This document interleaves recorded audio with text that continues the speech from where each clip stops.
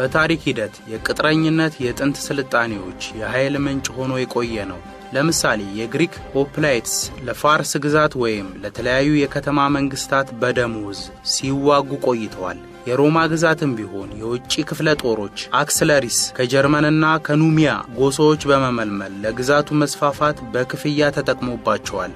በመካከለኛው ዘመን አውሮፓ የጣሊያን ኮንዶቲየር የተባሉ የቅጥረኛ መሪዎች የራሳቸውን የግል ሰራዊት በማደራጀት ለሀብታም የከተማ መንግስታት ወታደራዊ ውል በመፈረም ይታወቁ ነበር። በ18ኛው ክፍለ ዘመን ደግሞ የጀርመኑ ሄሲያንስ በብሪታንያ ተቀጥረው በአሜሪካ የነጻነት ጦርነት ወቅት ተሳትፈዋል። ሆኖም የዘመናዊ የቅጥረኛ ኃይል ግንባታ ግን ከነዚህ ታሪካዊ ቅርጾች እጅግ የላቀ ነው። በአሁኑ ወቅት ቅጥረኝነት ከሉዓላዊ መንግስታት ቀጥተኛ ቁጥጥር ውጪ የሆነ እንደ ግል ኮርፖሬት የሚደራጅ ዓለም አቀፍ የአክሲዮን ገበያ ላይ የሚሳተፍና ድንበር ተሻጋሪ ተጽዕኖ ያለው ግዙፍ ኢንዱስትሪ ሆኗል።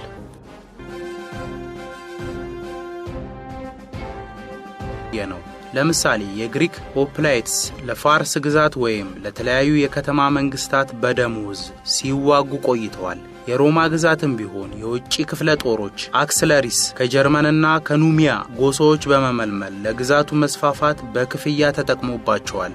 በመካከለኛው ዘመን አውሮፓ የጣሊያን ኮንዶቲየር የተባሉ የቅጥረኛ መሪዎች የራሳቸውን የግል ሰራዊት በማደራጀት ለሀብታም የከተማ መንግስታት ወታደራዊ ውል በመፈረም ይታወቁ ነበር። በ18ኛው ክፍለ ዘመን ደግሞ የጀርመኑ ሄሲያንስ በብሪታንያ ተቀጥረው በአሜሪካ የነጻነት ጦርነት ወቅት ተሳትፈዋል። ሆኖም የዘመናዊ የቅጥረኛ ኃይል ግንባታ ግን ከነዚህ ታሪካዊ ቅርጾች እጅግ የላቀ ነው።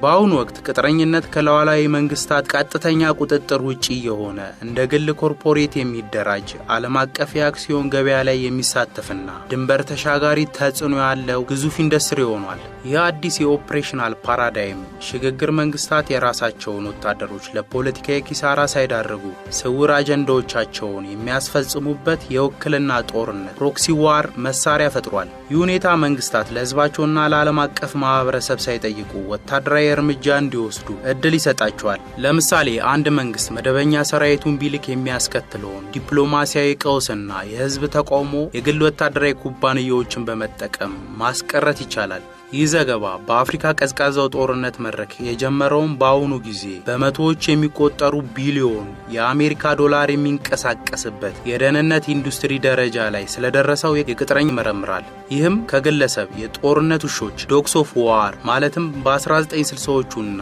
70ዎቹ አፍሪካን ሲያምሱ ከነበሩት ነብሪቱ ጠላት አድርጎ ፈርጇል። ይህም በወቅቱ የተባበሩት መንግስታት ድርጅት ቅጥረኝነትን የሚቃወሙ ጥብቅ ውሳኔዎችን እንዲያሳልፍ እንዲሁም በ1977 በጄኔቫ ኮንቬንሽን ተጨማሪ ፕሮቶኮል ላይ ቅጥረኞች የጦር እስረኝነትን መብት እንዳይኖራቸው የሚያደርግ ህግ እንዲወጣ ምክንያት ሆኗል። ይህ ህጋዊ እርምጃ የቅጥረኝነትን ዓለም አቀፋዊ ገጽታ ለማጥፋት የታለመ ቢሆንም በተግባር ግን ቅጥረኞች ስማቸውንና አደረጃጀታቸውን እንዲቀይሩ ብቻ ነው ያደረጋቸው። የዚህ ስነ ምግባር ውድቀት ዛሬም ድረስ በአፍሪካ ግጭቶች ውስጥ የውጭ ኃይሎች ጣልቃ ገብነት ላይ የሚነሱ ጥርጣሬዎች መሰረት ሆኖ ይገኛል።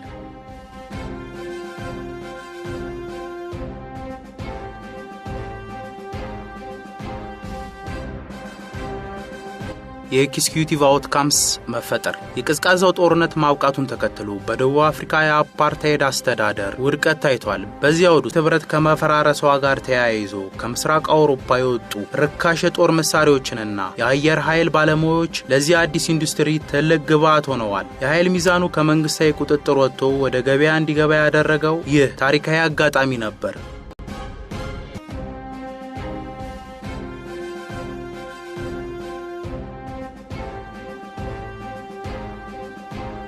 የኮርፖሬት ዘመን መጀመሪያ የቀድሞ ወታደራዊ አባል የነበረው ኤቨን ባርሎ እንደ አውሮፓውያን አቆጣጠር በ1990ዎቹ መጀመሪያ ላይ ኤክስኪዩቲቭ አውትካምስ የተባሉ በህዝብ ላይ የፈጸሙትን የግፍ ተግባር ለምሳሌ እጅ መቁረጥን ጨምሮ ኩባንያው በጥቂት ወራት ውስጥ ማስቀረት ችሏል። ሆኖም ግን አለማጥሟል። ይህ ውድቀት ኢንዱስትሪው ይበልጥ እንዲደበቅና ወደ ተለያዩ አነስተኛ ድርጅቶች እንዲከፋፈል አድርጎታል። የቅጥረኝነት አዲስ ምዕራፍና የህግ ተግዳሮቶች በኢራቅና አፍጋኒስታን ጦርነቶች ወቅት የአሜሪካ መንግስት ወታደሮቹን ለፖለቲካዊ አደጋ ሳያጋልጥ ጦርነቱን ለማስቀጠል ሲል ወደ ፕራይቬት ሚሊተሪ ካምፓኒዎች ዘወር ብሏል። እንደ ብላክ ዋተር ያሉ ኮርፖሬሽኖች በመንግስት በጀት የሚንቀሳቀሱ ግዙፍ የኃይል መሳሪያዎች ሆነዋል። በአሁኑ ጊዜ ይህ ኢንዱስትሪ ከጥበቃ ባለፈ መረጃ የመሰብሰብ የሎጂስቲክ ድጋፍና የአየር ኃይል ድጋፍ እስከ መስጠት ደርሷል። የወታደራዊ ግብረ ኃይልን ወደ ግል ማዞር አውትሶርሲንግ ዋር የዘመናዊ ዓለም ትልቅ ስጋት ሆኗል።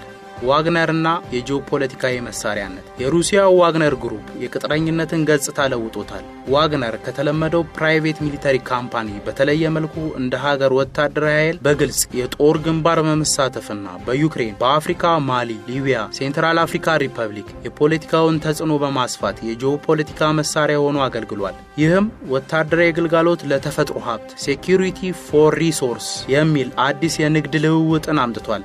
ዋግነር የቅጥረኝነትን ባህሪ ከመንግስት ጋር በቀጥታ የተቆራኘ ስውር የኃይል መሳሪያ አድርጎታል። የህግ ክፍተትና ተጠያቂነት የግል ወታደራዊ ኩባንያዎች ፕራይቬት ሚሊተሪ ካምፓኒ ሰራተኞቻቸው በመደበኛ ወታደርና በሲቪል መካከል ባለ የህግ ክፍተት ሌጋል ላኩና ውስጥ ስለሚንቀሳቀሱ ተጠያቂነትን ማስፈን እጅግ አዳጋች ሆኗል። ለምሳሌ በኢራቅ የኒሱር ስኩዌር ግድያን የመሰሉ ወንጀሎችን የፈጸመው ብላክ ዋተር እርምጃ አልተወሰደበትም። ዓለም አቀፍ የህግ ማዕቀፎች እንደ ሞንቴሬክስ ዶክመንት ያሉ የኢንዱስትሪውን እድገት ለመቆጣጠር ቢሞክሩም የመንግስታት ስውር ፍላጎት ግን ተጠያቂነት እንዳይሰፈን ትልቅ እንቅፋት ሆኗል። ይህ ተጠያቂነት እጦት ለወደፊቱ የዓለም ሰላም ትልቅ ስጋት ሆኖ ይቀጥላል። የጦር ሜዳው በኮርፖሬት ውል ተቀጥሮ በሚንቀሳቀሱ የደህንነት አቅራቢዎች ቁጥጥር የሚደረግበት መሆኑ በዚህ ዘመን የዓለም አቀፍ ግጭትን ባህሪ ሆኗል። ወደፊት የሳይበር ወታደራዊ ኩባንያዎች ሳይበር ሚሊተሪ ካምፓኒስ መፈጠር የጦርነትን ባህሪ ይበልጥ ውስብስብ ያደርገዋል። ውድ የተወደዳችሁ ወዳጆቻችን መሰናዷችንን ስለተከታተላችሁ እናመሰግናለን።